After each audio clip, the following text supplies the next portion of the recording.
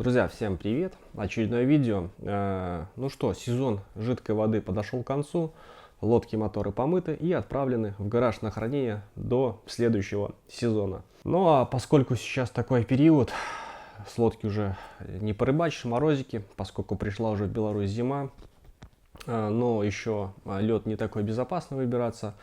Пока есть возможность, нужно перебрать свои зимние снасти, подготовиться и, как лед окрепнет, уже спокойно выбираться, не рискуя своей жизнью. Выбираться, рыбачить и просто отдыхать. Ну а пока есть время, может быть, кто-то тоже перебирает снасти, может, какие-то хочет приобрести себе к новому сезону. Я решил сделать обзор на жерлицы, поскольку в том году уже к концу сезона не успел сделать, а в комментариях мне сейчас пишут. В том году, кто смотрит мой канал, ну а если не смотрел это видео, в подсказках выскочит, было видео, делал распаковку, ну и рассказывал про жерлицы щука, на которые раньше ловил, но, к сожалению, пришлось их поменять, поскольку когда ловлю на жерлице, делаю большие расстояния друг от друга, и вот когда снег, и чтобы было лучше видно, пришлось приобрести другие жерлицы, тоже белорусского производства, называются «Стойка». Сейчас я подробнее о них расскажу. Почему я приобрел их, что когда вот если снег метет и дальние расстояния, чтобы было лучше видно, и была одна рыбалка, был ветер, снег, и к концу рыбалки пришлось побегать, искал очень долго две жерлицы, поскольку они были низкие, и их замело снегом, и поэтому было принято решение купить жерлицы, чтобы были повыше. Ну и вот в комментариях у меня спрашивают, а какие жерлицы лучше, стойка или щука? Ну и чтобы не отвечать там в комментариях, вот решил снять видео. Надеюсь, это видео будет полезно. Ну а теперь давайте подробнее поговорим о самой жерлице. Итак, друзья, давайте поговорим про жерлицы, про отличия. Вот, на замену щуки модельки взял вот такую стойку. Отличия минимальные, но тоже есть свои плюсы и минусы. Вот такая стойка. И давайте сейчас отставлю и покажу в разобранном виде, соберу ее и расскажу про плюсы и про минусы. Ну давайте начнем с основания. Основание такое же, как и у щуки, тоже сделано из морозостойкого полиэтилена, мягкое, крепкое. Крепление точно такое же.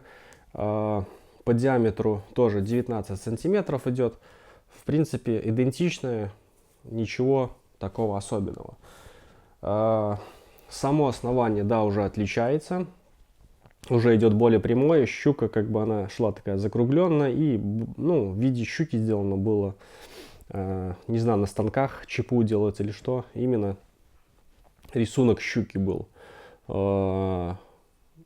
Первое, наверное, такое отличие от щуки, от стойки, это катушка, вроде так с виду одинаковые, но здесь по диаметру идет 80 миллиметров, в щуке 85. Ну, немного, но чем больше катушка, тем лучше, поскольку когда вот раньше ловил, были первые жерлицы, там вообще катушки были маленькие, и когда вот так леску разматываешь, она так такими кольцами идет, а тут уже леска такая более прямая, тоже такой плюс, считаю, поскольку пока в лунку живец идет, она такая как пружинистая, а тут уже более прямая, вот.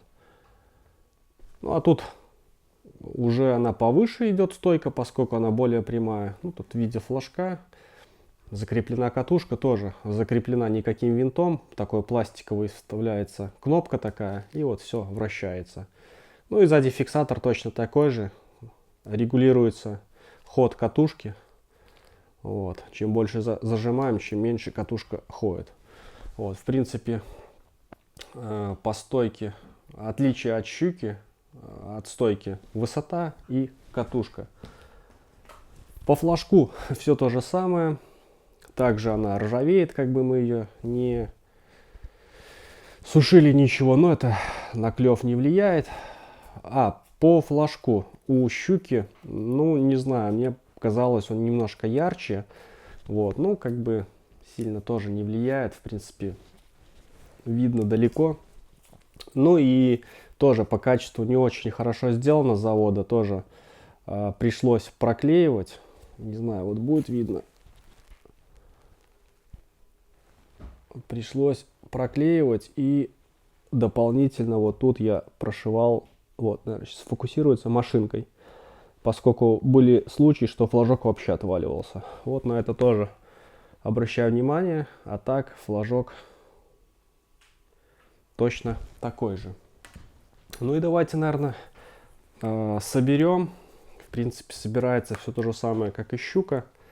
Вот так вставляется в пазы. И флажок. Вот так вставляется. Точно такие же пазы. Все вставляется. Держится прекрасно при срабатывании жерлицы. Флажка нашего не выскакивает. И от основания до самого верха флажка 70 сантиметров у нас стоечка. Будет по высоте щука где-то была что-то там 45 или 50. Ну вот еще одно отличие, что на сантиметров 20 стойка выше. Это тоже плюс, когда, почему я и поменял, когда метет снег. Я даже был вот 2 штуки упустил из виду, пришлось там минут 20 искать. Ее полностью замело и не было видно, ну поскольку она не сработана была. А стойку не так сильно заметает, поскольку она прямая. И все-таки повыше найти будет ее проще. Вот. Ну и еще отличие щуки от стойки. Я видео сейчас, пока буду рассказывать, ставлю.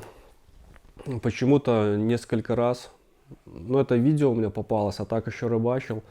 Некоторые жерлицы, если не присыпать, при сработке она падает на бок.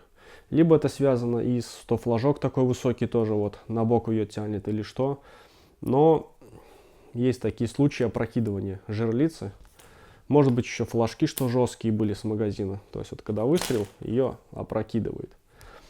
На щуках такой не было, поэтому тоже обратите внимание. Может быть для кого-то это будет минусом. И не захочешь, чтобы жерлица опрокидывалась, потому что да, может опрокинуться, леска запутаться и произойти сход. Но у меня такого не было. Как бы для меня больше все равно смотрел на то, чтобы жерлица была выше, чтобы увидеть и не потерять ее. А то, что если там и какая-то поклевка провороним, ну ничего страшного. Но это вот такой минус. Так что вот такие, друзья, как бы отличия жерлицы, стойки и щука, в принципе, небольшие, но о них я рассказал, поскольку я, ну, кто смотрит мой канал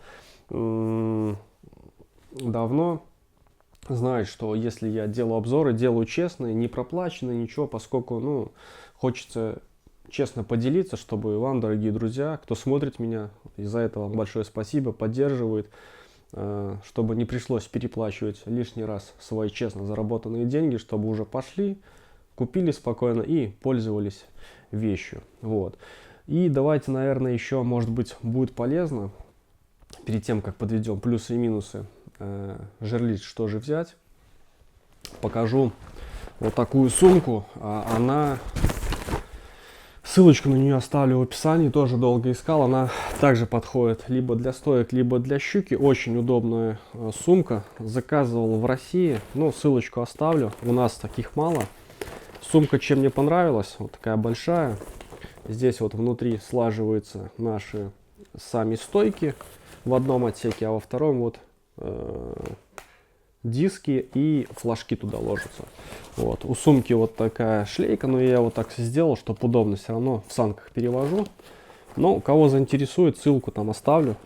Вот. Так что, если кто-то не найдет, пишите в комментариях, помогу, поскольку вот уже 2 или 3 рыбакам в разных группах тоже смотрю отчеты. Ну, скидывал, все были довольны и приобрели такие сумки. Ну, а если кого-то заинтересует, пишите в комментариях, сделаю подробный обзор.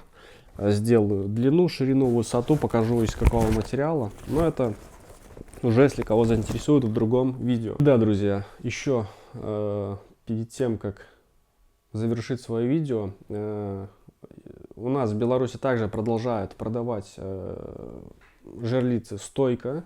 Вот эту, что я вам сейчас рассказывал, и щука.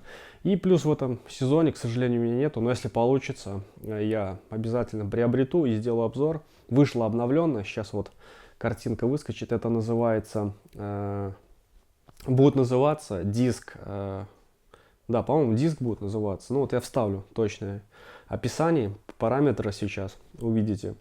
Это обновленные модели вот этих стоек и щук. Если они раньше называлась щука и стойка, то сейчас они будут называться, что одна и вторая жерлица тоже диск. Там разница будет, по-моему, увеличенный диаметр вот этого диска 20 миллиметров, 200 миллиметров будет. Но я напишу все, уже на память не помню. И дизайн вот этой стойки будет изменен. И катушка 85 или 90 даже будет. Ну, все увидите у вас на подсказках. Поэтому, что брать, старые версии или новые, не знаю. Пока не протестируем, не могу вам сказать, что лучше. Но лучше, конечно, наверное, взять старые, проверенные. Ну, а там уже, когда приобрету, попробую, может быть, заинтересует и можно будет взять. И еще там отличие.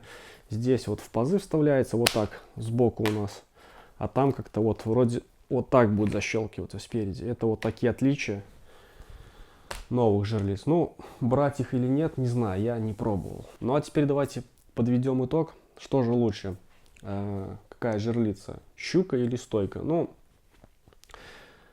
самое главное, друзья, это брать белорусского производителя, поскольку есть и в России производится, но там материал пластика очень хрупкий, и он разваливается. У нас вот он сделан из морозостойкого полипропилена. Это вот что есть плюс белорусских жерлиц. Так что, если будете брать, берите именно щуку и стойку белорусского производителя. Ну и по плюсам и минусам, если сравнивать щуку и стойку, это у стойки она сама высокая, то есть если вы ловите на дальние расстояния, много снега, то лучше присмотреть себе к покупке стойку. Ну, а если ловите на небольших водоемах, речках, далеко не отходите, можете взять спокойно себе щуку. Они поменьше и покомпактней будут влазить в сумку, меньше веса. Вот. Ну, а так, в принципе, одинаковые. Ну и отличия в катушке небольшие. Вот. Высота и катушка. Ну и стойка почему-то вот у меня опрокидывалась. Вот.